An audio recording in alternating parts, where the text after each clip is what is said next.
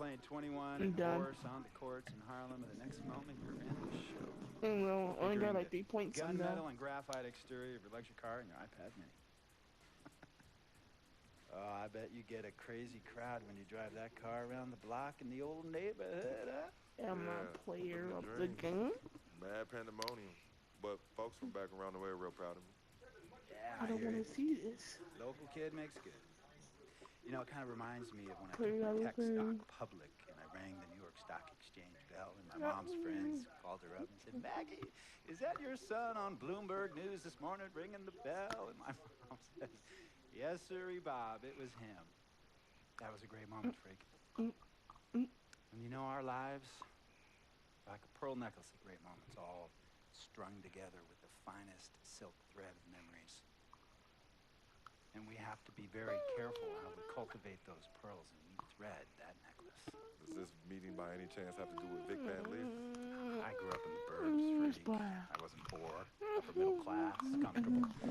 My daddy worked as an accountant for one of the largest insurance firms in the country. Smart with his money. Mom didn't have to work. I went to boarding school. And my dad died of a heart attack when I was a freshman at MIT. I was a movie geek. Wanted to be a civil engineer, but I made my fortune by becoming a hybrid of both those interests. My dad didn't want me to be an accountant. Oh, listen to this. My best friend was a guy named Isidore. Yeah, we called him Izzy. He was one of the smartest human beings I have ever met in my life. I mean, Izzy was taking second-year college calculus courses as a high school sophomore, right? Straight-A student, full ride to MIT. Izzy had the world at his fingertips. But he was always looking for trouble, and trouble found him. He ran with the wrong crowd. And when we got to MIT, he got this great job working for a financial consulting firm in Boston. But every weekend, he would fly to Vegas. You see, Izzy had a system for counting cards in Vegas that had the big casinos on the strip. Oh, stymied! He would come back to MIT with suitcases filled with $200,000 in cold cash. What? Yeah. So your man Izzy was getting hit off like that? Oh my like God. a fat rat in a cheddar cheese factory, freak. Okay, so what happened to this dude Izzy? Because he's dope. No, not dope. Dead. After he'd been missing for 3 weeks, the Nevada State Police never found hide nor hair of Isidore. And our friendship took a hit when he asked me to hang out with him in Vegas, and I said I wouldn't do it. Because I knew he was on a dark and twisted path in his life. And yes, he was my dude. But no way was I gonna throw my life away trying to show my loyalty to a guy who really and truly didn't understand what loyalty was all about. So this meeting is about Vic. Correctamente. Okay, well, sir, Vic isn't Izzy. Why's that, freak? Well, for one thing, you and your dead friend Izzy didn't grow up poor. Me and Vic grew up in a neighborhood where we had to look over our shoulder every 2 seconds to make sure nobody was going to walk up on us and rob us. True. Izzy and I did not grow up in the hood. But we, like you, thankfully grew up in a 2-parent household. But even that wasn't enough for Izzy. He wasn't satisfied. He was always looking for a 5-alarm fire when he already had the warmth and comfort of a loving family. This is not about class warfare, freak. This is about the consequences of making bad choices and risking it all when you feel like you have nothing to lose. Vic is like a brother to me, sir. But you shouldn't be Brother Vic's keeper, freak. Would a brother go looking for trouble and put your career and your livelihood at risk by getting into fights at nightclubs and seedy after-hour joints and then scream to the media, yeah, it's all good, I'm an FOF, friendo freak. It's all misunderstanding.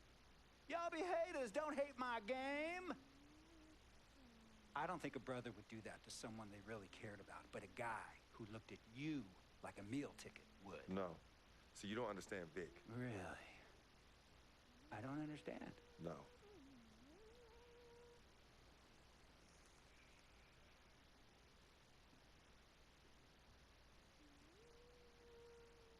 Look, man, if was a misunderstanding with the guy in the next VIP booth. His honey started flirting with me. Naturally, I started flirting back. Next thing I know, Captain Cornball's off my grill piece beefing. Next thing he know, he got a 2-piece and a biscuit on his left eye. Hey, I don't know who hit him. And it damn sure wasn't me. Hey, Captain Cornball's mad because I'm an FOF, friend of freak. Hey, but check this out though. He needs to train that hottie before he leave the house though. Yo, he's hotties ain't loyal, man. What's there to understand? Are you freaking blind? You know, I just want to know, how much did you pay your lawyers to make all this go away? Almost 100,000. Excuse me, son, I'm sorry, I couldn't hear you. I said I paid almost $100,000. Exactly. And if you keep riding shotgun with Vic, you're gonna go broke. Quick, fast, and in a hurry. But Vic is my friend, and I grew up with him. How many times I gotta tell you, sir? Freak, this is not a request. I am not asking you to do this. I am telling you to do this. And the first order of business is that Mr. Vic Van Leer is banned from traveling with you on the road. Vic is banned from the locker room. And Vic is banned from this arena. And if I catch this guy, Vic, in or anywhere near the facilities, Mr. Vic Van Leer will be arrested for trespassing. Are you serious, sir? Brother, I'm as serious as cancer. We all know that can be deadly. No. Me and Vic were kids, playing summer tournaments at the Dome. We always imagined making it to the pros. And after the crowds left, just a street light was on the court, like 11:30, 12 midnight, even 1 in the morning sometimes. We used to practice player introductions, running on the court, giving dab, high-fiving the teammates. Vic, he would act as an announcer. You know, he would introduce me and announce my name on a loudspeaker, and the Jumbotron would flash my image like a little guy dressed in long shorts and a jersey. And now, fresh off his 3-game, 62-point scoring streak, the youngest player to ever do so in NBA history, Frequency Vibrations.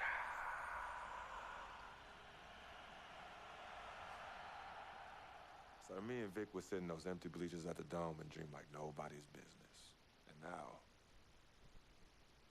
I'm living a dream. For real. And in so many ways, Vic was part of that. Please, listen to me. I mean, I know this guy's your dude from way back. Look, me and Vic go way back like the front seats of a '67 Cadillac. That's good. We go way back. Did you say front seats? Front seats of a '67 Cadillac. We go way back like the front seats of a '67 Cadillac. Well, do you have any crickets? I'm gonna be the hit once again at Herbie Allen's Sun Valley Shindig because my fellow billionaires love it when I walk and talk that talk. So that almost sounds... No, let me tell you exactly what it sounds like.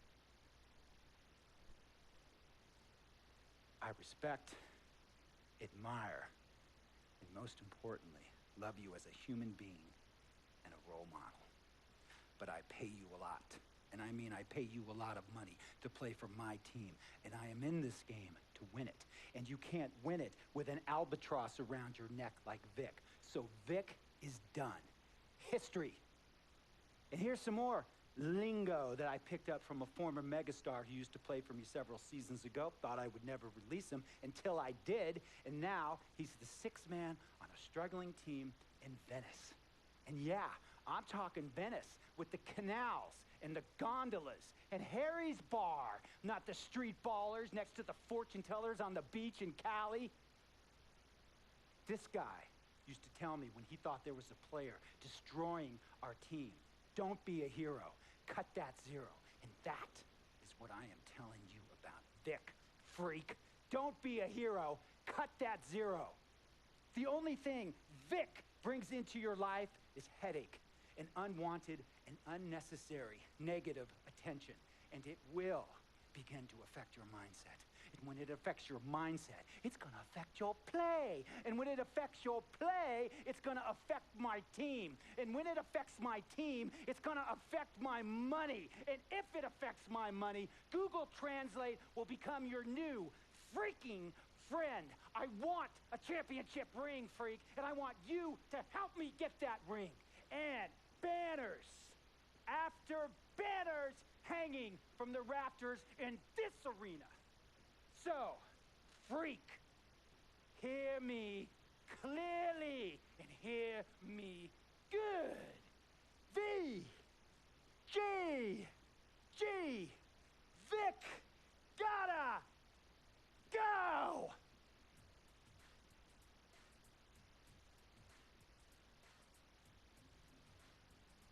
Handle your business. And remember, that contract you sign contains a morality clause, a very important clause that revolves around your conduct on and off the court, and how it can negatively impact my team. Now, I don't want you to have to learn Italian or Croatian as a second language. And hey, playing pro ball overseas, there's nothing wrong with that. But the arenas are nothing like this, nor will the money be the same. And on top of all of that, this is the US of A, the greatest freaking country in the world. Ask yourself, is Vic worth all that? Think about it. Think long, think wrong.